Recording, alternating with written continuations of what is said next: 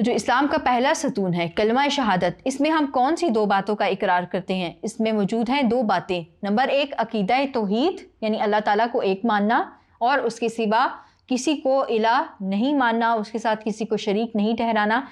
یہ ہمارے پاس پہلا نقطہ ہے۔ اس میں دوسرا نقطہ ہمارے پاس ہے عقیدہ ختم نبوت، یعنی رسول اللہ صلی اللہ علیہ وسلم کے آخری نبی اور اللہ تعالیٰ کے بندے ہونے پر ایمان لے کر آنا ہے۔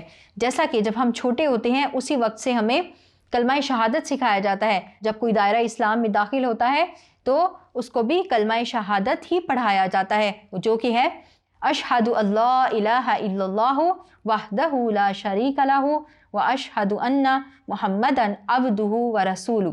میں گواہی دیتا ہوں کہ اللہ کے سوا کوئی معبود نہیں، وہ یکتا ہے، اس کا کوئی شریک نہیں، اور میں اس بات کی بھی گواہی دیتا ہوں کہ محمد صلی اللہ علیہ وسلم اس کے بندے اور اس کے آخری رسول ہیں۔ تو بچوں، کلمہ شہادت سے مراد یہ ہے، یعنی جو اسلام کا پہلا ستون ہے وہ یہ ہے کہ ہم نے اس بات کا اقرار کرنا ہے کہ اللہ تعالیٰ کے سوا کوئی معبود نہیں، ہم نے اس کی عبادت کرنی ہے، اس کے احکامات کی پیروی کرنی ہے، رسول اللہ صلی اللہ علیہ وسلم کو اللہ تعالیٰ کا آخری بندہ اور رسول سمجھنا ہے، اور رسول اللہ صلی اللہ علیہ وسلم پر ایمان لے کر آنا ہے، اور آپ صلی اللہ علیہ وسلم کی اطاعت کرنی ہے۔ اور اسی طرح سے کلمہ شہادت کی جہاں پر یہ فضیلت ہے کہ یہ ایک انسان کو مسلمان بناتا ہے، ایک مسلمان کی پہچان ہے، وہیں پر اس کلمے کے اور بھی بہت سے فضائل ہیں جو یوں ہی آپ کو پڑھتے رہنے سے بھی حاصل ہوتے ہیں۔ اسلام کا جو پہلا ستون ہے کلمہ شہادت، اسی کے تحت ہم کچھ نکات کو ذکر کرتے ہیں۔ پہلا نقطہ اس میں ہے کفر و شرک سے نجات۔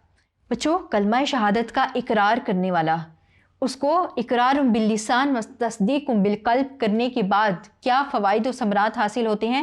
اس میں پہلا یہ ہے کہ کفر و شرک سے نجات مل جاتی ہے۔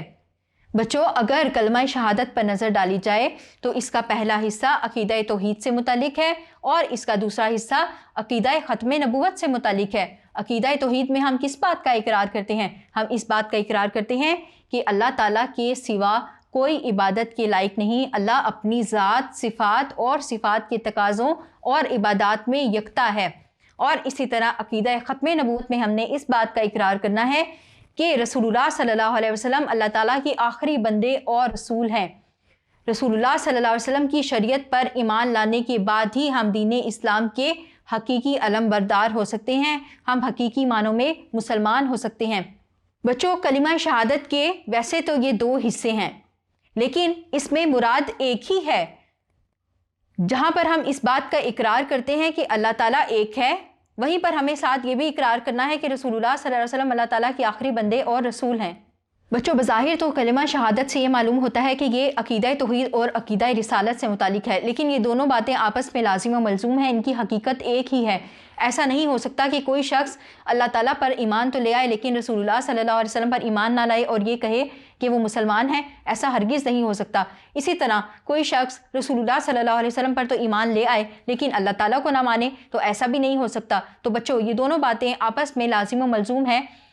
ایک مسلمان کا دونوں باتوں پر ایمان ہوتا ہے، توحید پر بھی، رسالت پر بھی۔ رسول اللہ صلی اللہ علیہ وسلم کو وہ اللہ تعالیٰ کا آخری نبی مانتا ہے اور پھر اس طرح وہ اللہ اور اس کے رسول محمد مصطفیٰ صلی اللہ علیہ وسلم کا مطیع و فرمانبردار بن کر اپنی زندگی گزارتا ہے۔ تو اس طرح اس کو کفر و شرک کے فتنے سے نجات ملتی ہے۔ کلمہ شہادت ایک انسان کو کفر اور شرک سے محفوظ کر دیتے ہیں۔ اسی میں ہمارے پاس اگلا نقطہ ہے حقیقی گواہی۔ جیسا کہ ہم نے آپ کے سامنے بھی اس بات کو بیان کیا تھا کہ یہ وہ کلمہ ہے جس کا زبان سے اقرار بھی کرنا ہے تو اس کے ساتھ دل سے اس کی تصدیق بھی کرنی ہے۔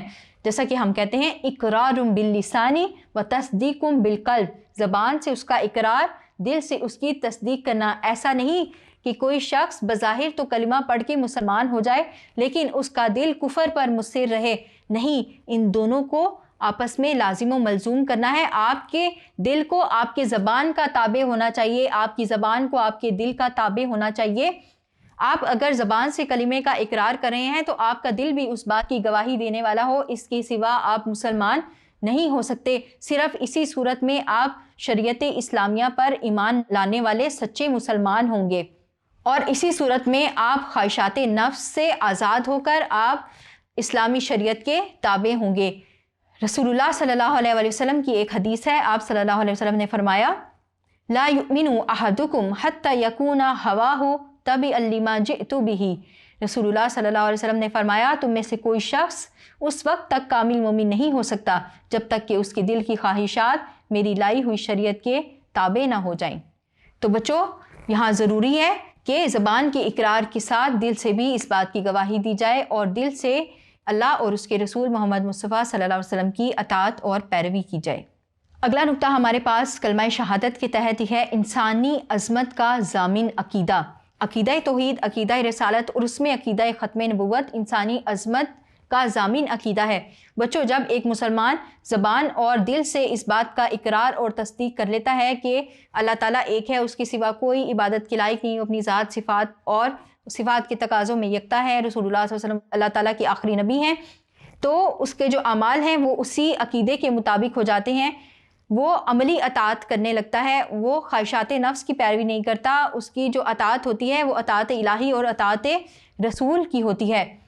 तो जो लोग ज़बान और दिल के साथ इस अकीदे का इकरार करते हैं, उस पर अमल करते हैं, तो उनकी ज़िंदगियाँ संवर जाती हैं और वो इंसान अज़मत की बुलंदियों पर जा पहुँचते हैं। इसी तरह जिनके ज़बान के इकरार और दिल की तस्दीक मुताबिकत नहीं रखती, जो कि ज़बान से इकरार तो कर लेते हैं लेकिन अताअत नहीं करते, तो फिर वो इंसानियत के दर्जे से गिर जाते हैं, फिर वो इंसानी अज़मत उनको हासिल नहीं होती जो कि कलमा शहादत के इकरार बिल्लिसान व तस्दीक बिलकल्ब करने वालों को हासिल होती है। लिहाजा कलमा शहादत इंसानी अज़मत की बुलंदी का अकीदा है, जबकि इससे इनकार इंसानी ज़िल्लत का बाइस बनता है।